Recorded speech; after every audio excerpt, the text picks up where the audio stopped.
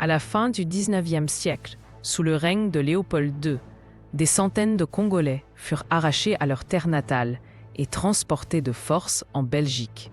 Ces hommes, femmes et enfants étaient considérés comme des curiosités exotiques et exhibés dans des zoos humains. Les archives révèlent qu'au moins 267 Congolais furent emmenés lors de l'exposition universelle de 1897 à Tervuren. Enchaînés et soumis à des conditions inhumaines, ils devinrent les victimes d'une entreprise coloniale déshumanisante. Dans le musée de Tervuren, les Congolais étaient présentés comme des spécimens ethnographiques dans des reconstitutions de villages africains. Des panneaux racistes les décrivaient comme primitifs. Les visiteurs, principalement la bourgeoisie belge, observaient ces exhibitions avec un mélange de fascination et de supériorité raciale.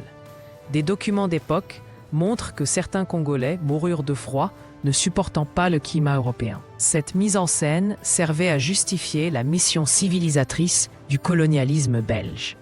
Lors d'une exposition de 1897, les Congolais étaient forcés de performer des danses traditionnelles et des scènes de vie quotidienne pour divertir le public.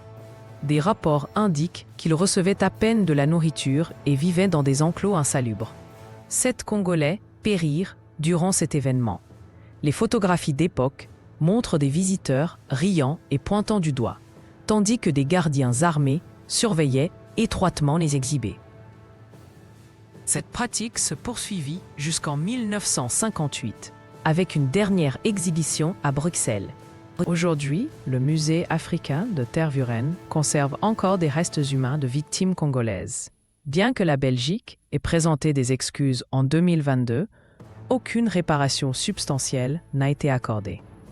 Des activistes réclament la restitution des artefacts volés et la reconnaissance complète des crimes coloniaux. Des archives récemment déclassifiées révèlent que Léopold II savait parfaitement pour les atrocités commises. Cette histoire reste peu enseignée dans les écoles belges, perpétuant une amnésie collective sur ce chapitre sombre de l'histoire.